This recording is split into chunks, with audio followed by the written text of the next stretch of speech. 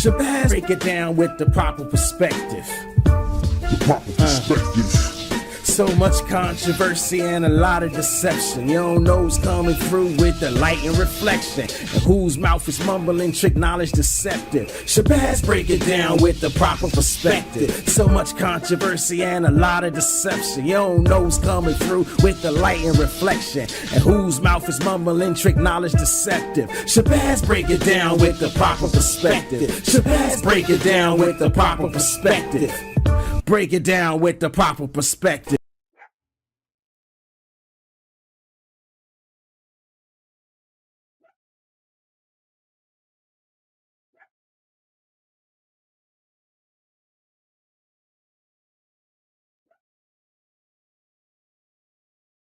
What's going on? How y'all doing? What's going on, everybody? How y'all doing tonight? This is Shabazz. This is Shabazz with the proper perspective coming to you live tonight. How y'all doing out there in YouTube world, in YouTube land? Y'all see the title. We are going to be deconstructing some ideologies tonight. Y'all see the title. Before we do get started with the show, I will be referring to a couple of things. So the title of tonight's stream is Deconstructing the Kirk Doctrine, Racism, Propaganda, and Power. Now, let me just say this for the record. This stream is not about the violent unaliving of the person being talked about so much as of late. This stream is about examining the dangerous ideology that he promoted and the very real, documented consequences of that ideology. Let's be clear on that. Let's be very clear on that. And so I'm going to say it again. This stream is not about the violent unaliving of the person being talked about so much as of late. Now, I may say the person's name, I may not say the person's name, but I want everybody within earshot, within visual, just understand this stream is about examining the dangerous ideology that he promoted. And it's about examining the very real documented consequences of that ideology. I want everyone to be extremely clear on that. Now, once we all understand that, welcome to the Proper Perspective Show. Welcome to anybody that might be in the chat room. I welcome all audiences. I welcome all views. I will do my best if anybody shows up, I will do my best to either put your comments on the screen or at least read them out. Sometimes my little screen thing doesn't work, but I will read them out and shout you out.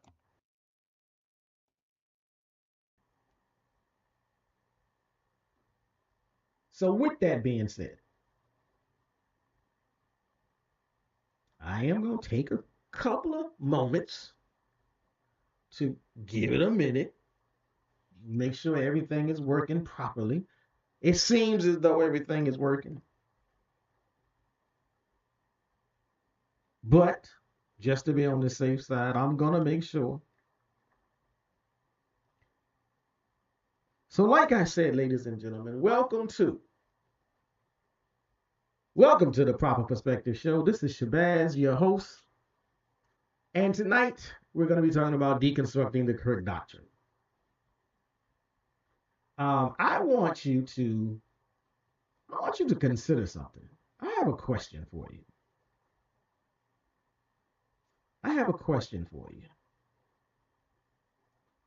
And the question is, what about this idea? See if we can get this going. I'm trying to waste a little time because I'm trying to see if a couple of people told me they were going to drop in. I told them I was going live at 7:30. And so I'm trying to see if anybody's showing up.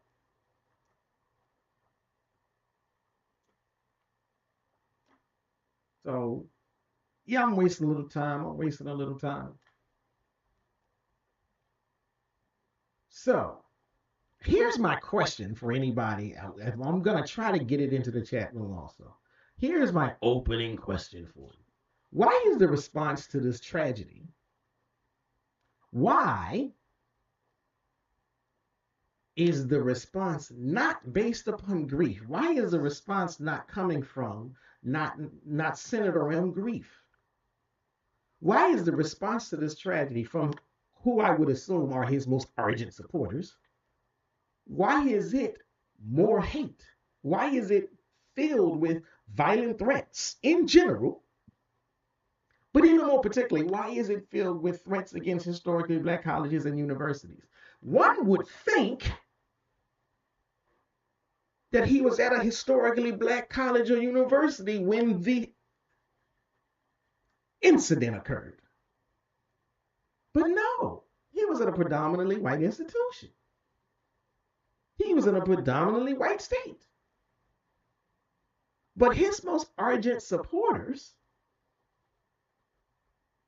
first thing come to their mind is, let's call in a bomb threat. Let's call in a death threat. Let's go get them black people who's in college. Why is that?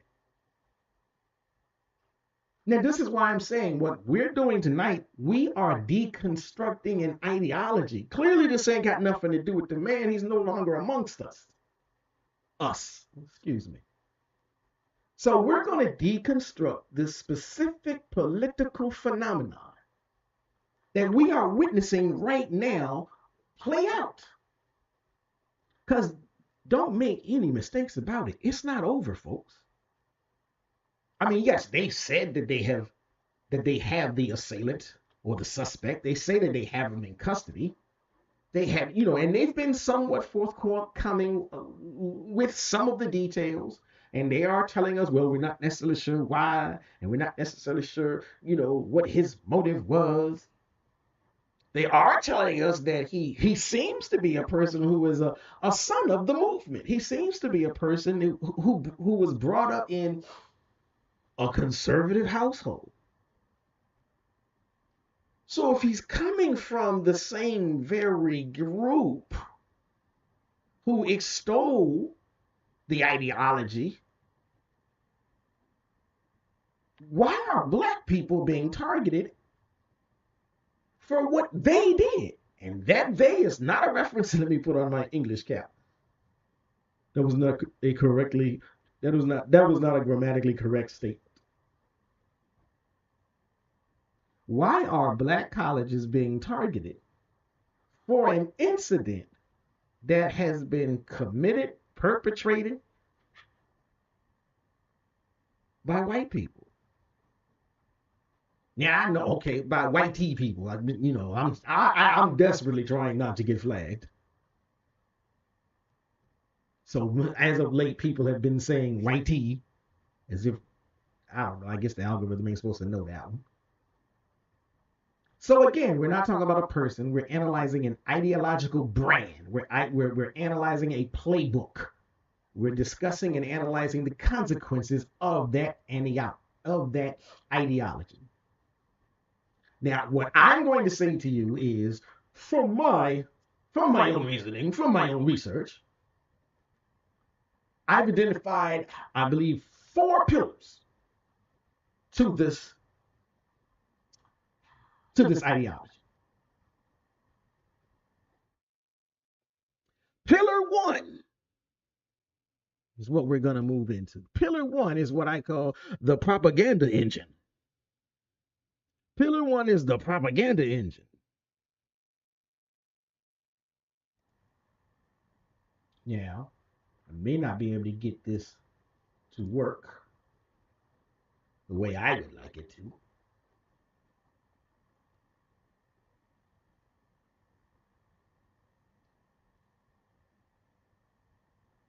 There we go. That looks okay. That looks okay on the screen, does it not? So again, pillar 1, the propaganda engine. Now, so as we analyze this thing, what we see is, in this ideological playbook, pillar 1 was the weaponization of misinformation. This political project wasn't about debate. It was never about debate. Yes, there were always setups. They were props. There were always events. They were props. They were staged to look like debates. They were not really debates. These political events were projects. And the modus operandi was about flooding the zone with bad data. Walk across the entire country, hit up as many colleges and universities as you possibly can, and flood young people's minds with bad data. There was an invention of stats on anything and everything. He invented stats on trafficking. He invented stats on COVID. He invented stats on voter fraud. All of this was designed not to inform, but to overwhelm and disorient. The goal for this propagandist was never truth.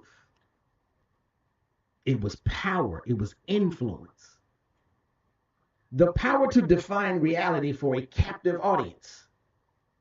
Yes, I really do mean it was a captive audience. It was all staged to make it look as though. And now when I say staged, I don't mean that the participants were fake or phony or actors or stand-ins. No, those participants at each college, those were real students being true to their quest for knowledge and understanding. But I'm still saying the events were staged. And I'm going to explain how, and maybe you'll understand what I'm saying. Because those events were specifically set up to stage a presentation to show that the propagandist had the power to define reality for the captive audience, the audience who is intrigued and cajoled into lending an ear. Now, I'm going to give you a little aside. Here's a little kernel for you to think about.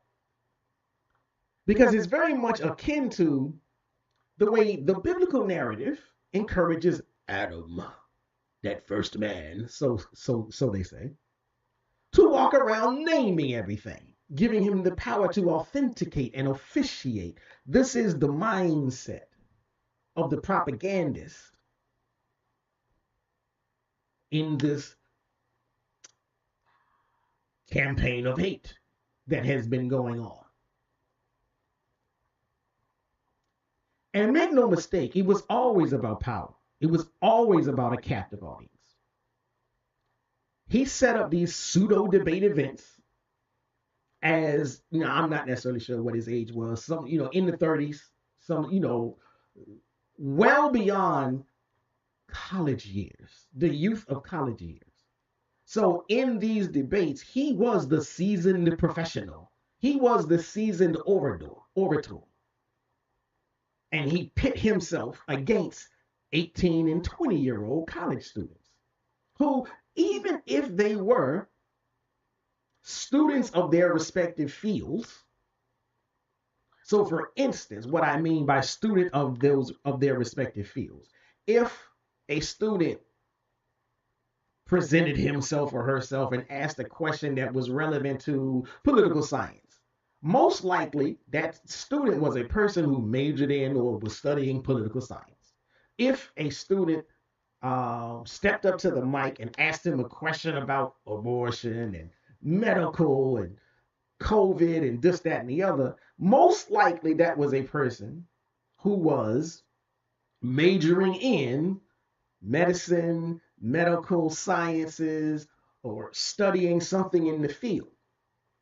That, however, did not make them an expert. That did not, however, make them seasoned in that information. Even if they were even if they were A+ students, they still were considered the captive audience because they were the uninformed, ill-informed, underinformed, looking to the professional orator and bowing to his expertise, supposed expertise, so-called expertise. And so, even if they were studying in the fields of discourse for the questions that they posed, the nature of their age, the nature of their classification, they were freshmen, they were sophomores, they were juniors, even if they were seniors in college, that by nature left them ill prepared to battle with him. And he knows this. That's why he does it. That's why he was doing it. It was all about the spectacle and the appearance of domination. And now you can doubt me if you want, but here's what I will use as the underpinning of my observation. Because this is why he failed so miserably at Cambridge. He went to Cambridge and thought he was going to dominate that event like he does in the American college system. But when he went to Cambridge, he encountered older professional students or older professionals in general who were advanced in their studies, advanced in their credentials, advanced in their degrees, and therefore they were advanced in their knowledge in comparison to him. And if you go back and look at those debates, you will see he failed miserably. But, so this is what I use to prove, this is why I am saying it was all a stage. It was all a campaign. It was all a captive audience presentation. It was propaganda. You move amongst a group. What is that? There's a why saying that in the country of the blind, he with one eye is God, or something of that nature. I may be misquoting it. I'm paraphrasing it, obviously. But in the country of the blind, in the company of the blind, he with one eye is God. And this is what allowed him to use propaganda and gin it up for his expressed ideological brand of manipulation and the creation and weaponization of hate. That's pillar one, the propaganda engine. That's pillar one, the propaganda engine. So now, if you like what you're hearing, hit the like button. Please hit the like button. Say something in the chat. Hit the subscribe button. Let me see. As we get ready to move into pillar number 2,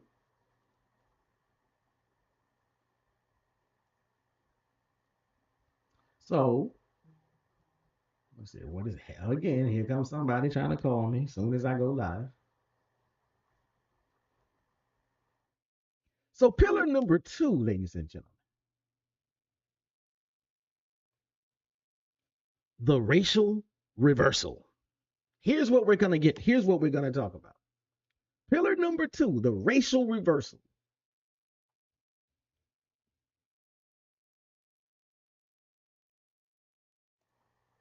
So under this analytical discussion, under this analytical bridge,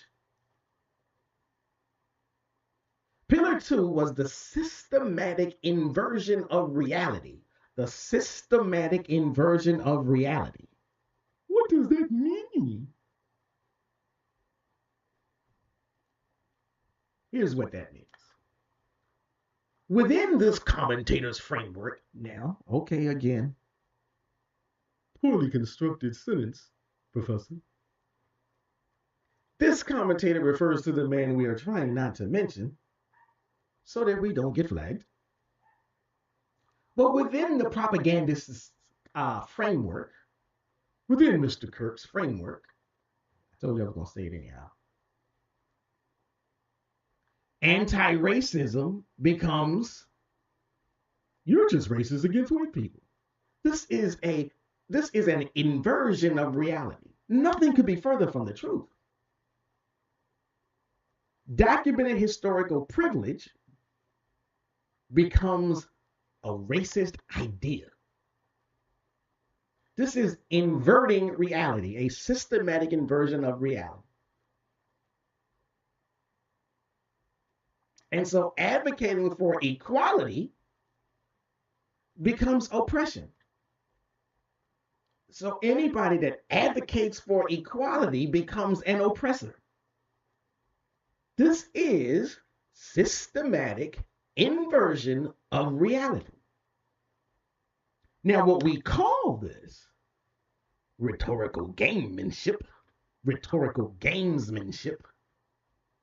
it's a masterful strategy, accusing your opponents of what you yourself are doing to muddy the waters and evade accountability. In psychology, they call it psychological, I believe it's called projection. And I know there's a phrase, little piece of wisdom for you. When you point a finger at somebody, which is what he was doing, you're pointing 3 back at yourself. So the central figure in this racial reversal, the main character under analysis tonight, the protagonist, well, actually, the antagonist, the anti-hero of this melodramatic Orwellian plot, he himself became a divisive symbol by perfecting this inversion. He became not only the man to look up to, he became the man to aspire to be, because he gave voice to all of this discontent with non-white America. Any non-white group that advocates for total inclusion, or at a bare minimum for their own individual group to be included. Because don't get it twisted, I'm not saying that all non-white groups work together. All non-white groups don't work together. There are times, there are occurrences when all non-white groups do come together, but there are often other times when they still separate. And you will get Black Americans only fighting for Black Americans. You will get Asian Americans only fighting for Asian Americans. But even in those instances, when an individual non-white group says they feel as though they have been oppressed or shortchanged, that too becomes a problem. And so the racial reversal is still intact to go into attack mode. When Asians say they've been shortchanged, this demographic, this ideology, this brand of Kirkism says that's a racist idea. You can't possibly consider yourself a victim of oppression. There is no oppression going on today. The only oppression going on today is that of the heterosexual white male, the WASP. This is all racial reversal. It is the systematic inversion of reality, and this is what he was all about.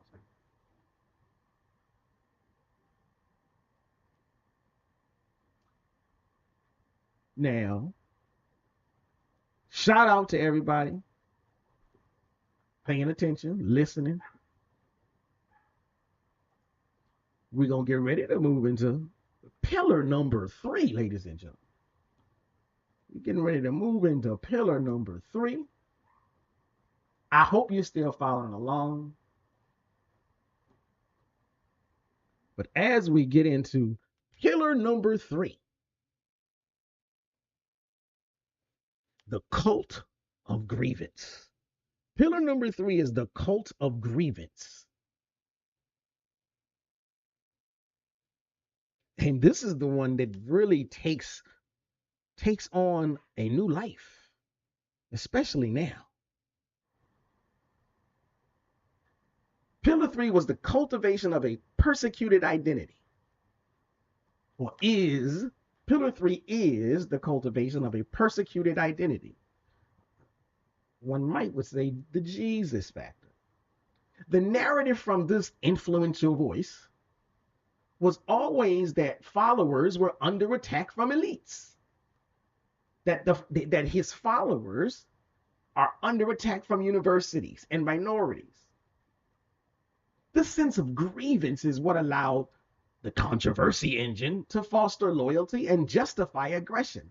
And that's the key, justifying aggression. The primary advocate for this mindset wasn't just a speaker. He was a grievance monger. Now pay attention, because this is where it gets real. And I mean real in the field, up close and personal. This is why HBCUs are under attack. This is why the HBCUs were under attack. Why Black college students had their, at least forward-facing, public-facing events on campus had to be shut down, had to be canceled. Everybody was told to stay indoors. Now, it made sense. Y'all remember way back in the day when there was an active shooter on Virginia Tech's campus. It made sense that Virginia Tech needed to shut down because there was an active shooter on Virginia Tech's campus.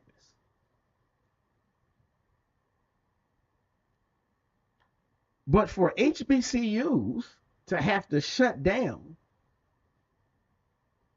in Virginia because some random white guy loaded up a shotgun and licked off a shot at some random white guy, not that random, of course, he's a public figure, in a state dominated by mostly random white people. This is all the product, the first line product of the Cult of Grievance. You gin up your followers so that they are always angry, even though they ain't got too much to be angry about. This is the group of people who are in charge of everything in this country. They control the White House, they control the Senate, they control the Congress, they control the Supreme Court, they control most of the lower courts. And yet they are still unhappy. They still feel like they are out of power. And they feel like when they take themselves out of the game, Black people must pay the price. This is all the result of the Cult of Grievance. When the dear leader always tells his followers that they are under attack from elites. The elites don't run anything. From universities, what are they running? From minorities, we ain't in control of nothing.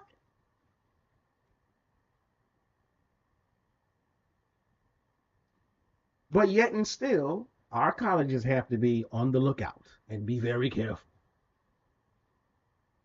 And this leads me into pillar number 4, the real world harvest. Pillar number 4.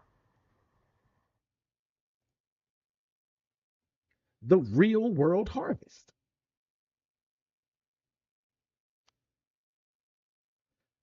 You see, a political project is not only measured by its intentions. Say that again. A political project is not only measured by its intentions. Again, I said at the beginning, we are analyzing an ideology. An ideology has a project, just like Project 2025. But you don't only measure the project by its intentions. The intentions are important. Now, when it comes to measuring these intentions, this may be one of the rare times when we might be safe in judging a book by its cover. I know we are always told not to do that. But this, again, may be one of those rare times when we can judge a book by its cover. But if you don't want to, if you still hold true to not judging a book by its cover, I'm not mad at you. I'm not going to die on that hill. I will say this, though. A political project is also, and most assuredly, it should always be measured by its outcomes. A political project must be measured by its outcomes, whether you view, whether you analyze, whether you agree with the intentions or not. It is the outcomes that matter. And I'll give you a very good example, because they are always saying that when black people stand up for themselves, that's an example of black hate. You know, they said that about the Black Panthers. Ooh, the Black Panthers, they say black people should carry guns. Ooh, that's hate. Well, what were the outcomes of the Black Panthers? Were the outcomes of the Black Panther programs mass shootings towards white people? No. The outcome of the Black Panthers program was free breakfast for the kids, was self-defense classes so that you don't, get mobbed out, was legal and law classes so that you know and understand your rights. There were even some Black Panthers that started yoga and meditation classes so that you would learn how to manage your stress. So the political project must be measured by its outcomes. Now, that's an example for black people. Now, the outcome of the rhetoric on the other side of the coin, on the other side of the field, is a predictable harvest of real-world bigotry, real-world violence, and real-world intimidation. In the past 24, or it might even be 48 hours, the historical black colleges and universities have received violent threats, had to go on lockdown, and for what? Every suspect that they picked up, white. The first one they picked up was a white guy. Then they let him go. The second one they picked up was a white guy. Then they let him go. The third one they picked up was a white guy. Then they let him go. None, at least according to reports, were attendees of an HBCU. They weren't graduates of an HBCU. But this project, this ideology, this Kirk ideology, this hate ideology, as Mr. Mouthpiece loved to speak, this Medal of Freedom awardee, this Second Amendment advocate, yes, the guy who said a few deaths due to gun violence is worth it. Do I even need to speak on the bitter irony of this? But this is the person who has been in charge of all of this hate mongering, and for some reason, black students, young adults, and their teachers, the cleaning staff, the janitors, everybody at a black college in a little micro chocolate city have to experience living in fear, watching over their backs, getting down on the floors, making sure their dorm doors are locked. This is not a coincidence. This is the logical endpoint of an ideology built on dehumanization. And make no mistake about it, I don't care how colored, wrong word, I don't care how decorated, I don't care how lofty, I don't care how intelligent Kirk sounded, I don't care how polished Kirk sounded, the mouthpiece of hate He may have used polished talking points, but his movement, the movement that he cultivated, reveals the true core in moments like this. A belief in racial hierarchy enforced by threat and fear. We see this with the trolls in the chat and the threats to HBCUs. They're not outliers. They are the official product. They are what is the intended result of Kirk, Project 2025, and beyond. Yes, we observed this in real time. When on this channel and all throughout social media, mine and others, the dear leader's ideology was discussed. The response from his adherents was not a defense of his ideas. Most of them probably couldn't defend his ideas, and his ideas are hardly defendable. It was a flood of the most vile and racist tropes imaginable. Now, I have some of my own anecdotal examples, but this isn't just about me. I don't attend a HBCU. But I tell you who you can look up for, and I give a shout out to Stacey Patton. She has a lot to say about this issue. She's been under the gun way more than me. I'm just dealing with online trolls. I encourage you to look up what Amanda Seals had to say. Look up what Dr. Umar had to say. Yeah, I am going to still give credence to Dr. Umar. Even Shaheem Bolson, I think I got his name right, has weighed in on this. And every time somebody talks about the facts of the case of who this person was, they get flooded with hate. They don't get flooded with, well, actually, the objective. No. There is very little intellectual back and forth. It's all hate. Because this is what that ideology breeds. It does not breed intellectual conversation. And someone even came onto my channel and said, well, you're doing the same thing. Again, I will say, go back, measure the results, measure the product, measure the proof.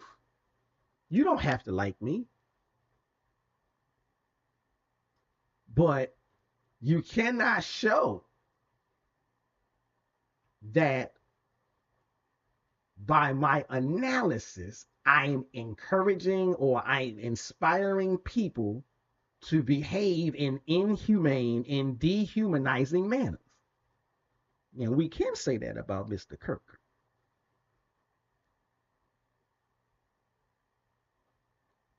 Now, I'm not going to dare play the clips.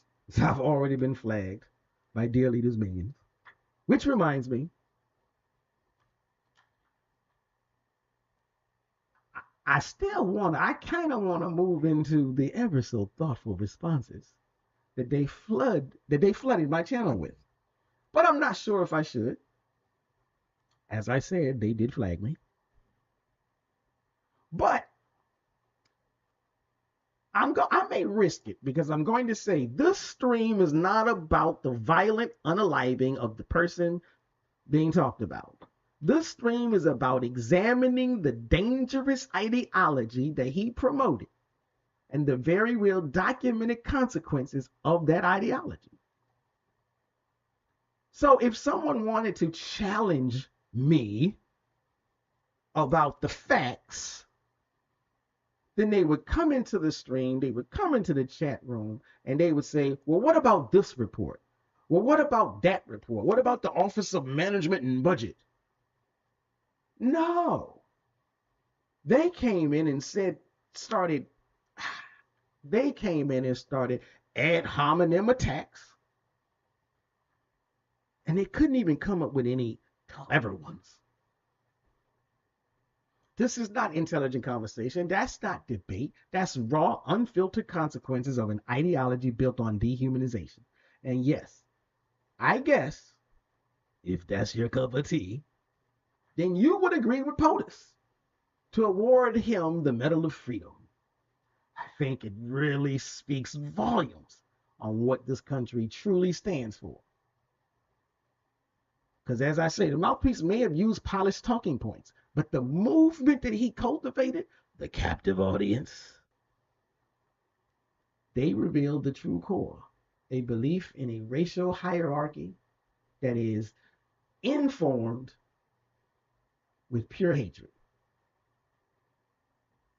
The trolls that came into the chat are not outliers. They had a rally, they had a gathering, really concentrated group of white men. Most of them were at the rally and they were shouting and screaming, "White men fight back." That's what they were shouting and screaming. Fight back at who? It was a white man that killed their leader. This is just a fact. But they're hollering, "White men fight back." Yeah, go step aside your own community and get yourself together. Leave the HBCUs alone. But the fact that they don't want to say anything bad about other white men, again, shows and speaks to the nature of this movement. They proved that movement, this ideological brand, Kirkism is what I'm calling it. They proved that this was never about facts. It was never about statistics. It's not about power. It's not about inclusion. It's about fueling a culture of hate and a culture of war. Perhaps even a civil war. That's what most of them have been saying. The Utah governor got on live TV or was in an interview when he said for 33 hours he was praying that the shooter wasn't one of us. Now, you can have your own discussion as to what one of us means. Maybe he meant a person from Utah. And if he did, well, the overwhelming majority of people in Utah are what? White. So praying that it wasn't one of us. Why?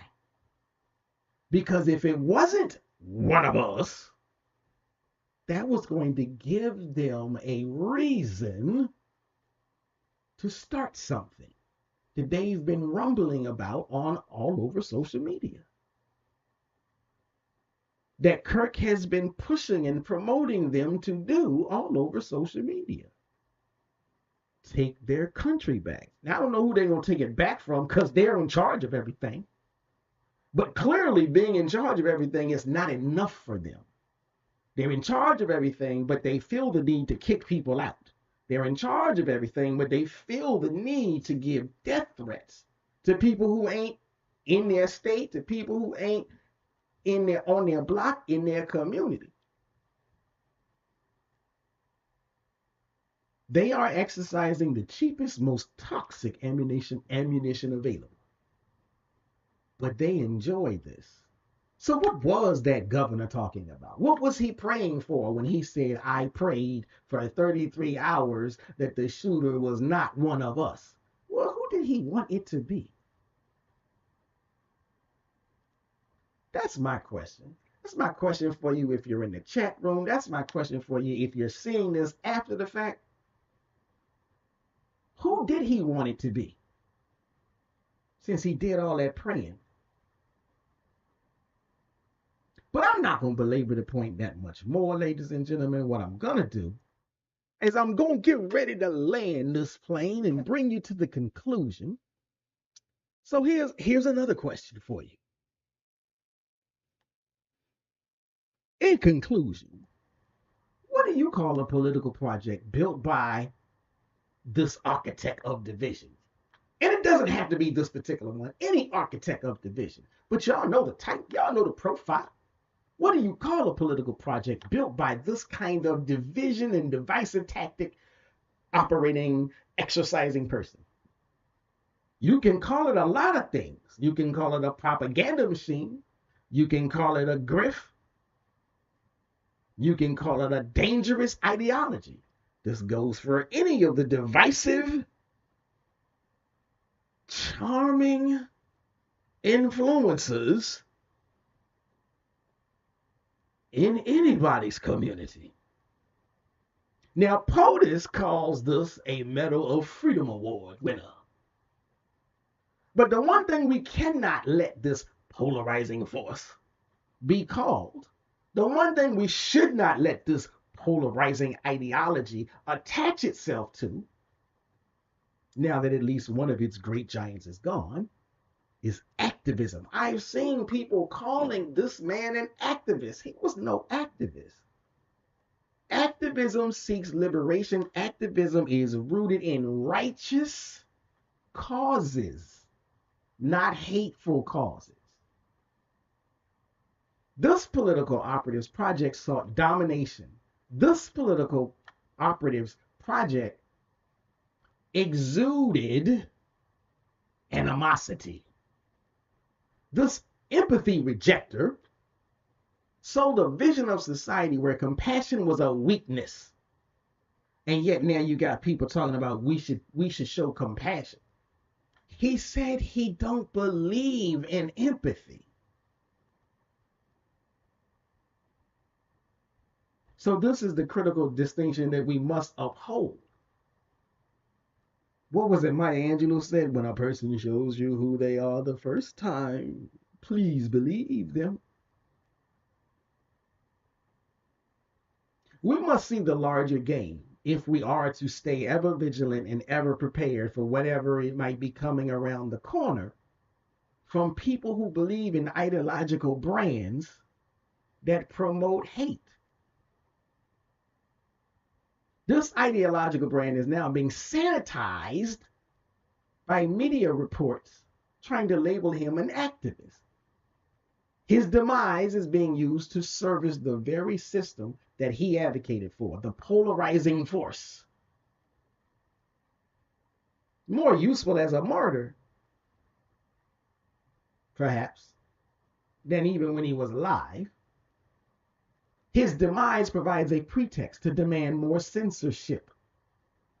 This is why HBCUs were threatened, because they're looking for a cause. This is why the Utah governor said, I'm praying. He was praying for 33 hours. They are looking for a reason to cry havoc and let loose the dogs of war.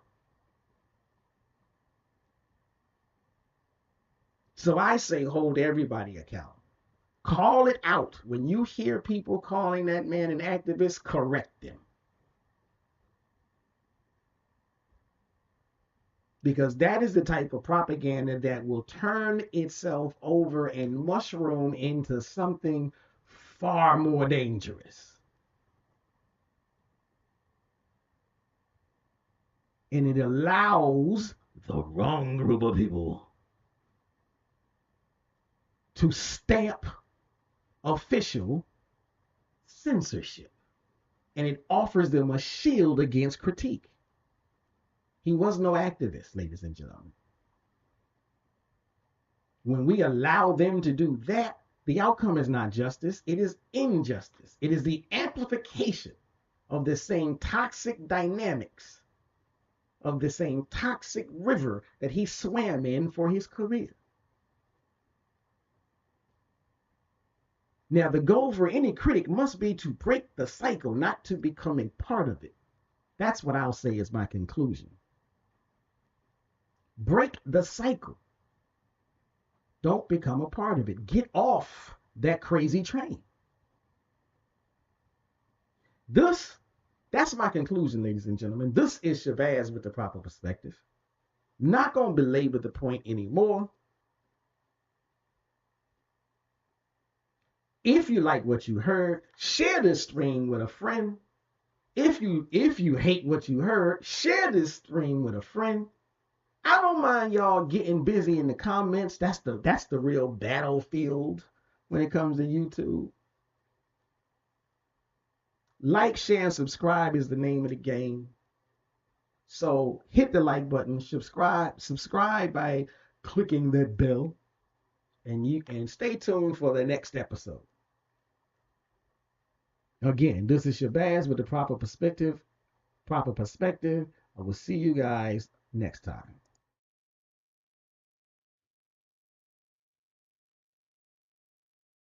Shabazz, break it down with the proper perspective. So much controversy and a lot of deception. You don't know who's coming through with the light and reflection, and whose mouth is mumbling, trick knowledge deceptive. Shabazz, break it down with the proper perspective. So much controversy and a lot of deception. You don't know who's coming through with the light and reflection, and whose mouth is mumbling, trick knowledge deceptive. Shabazz, break it down with the proper perspective. Shabazz, break it down with the proper perspective. Break it down with the proper perspective.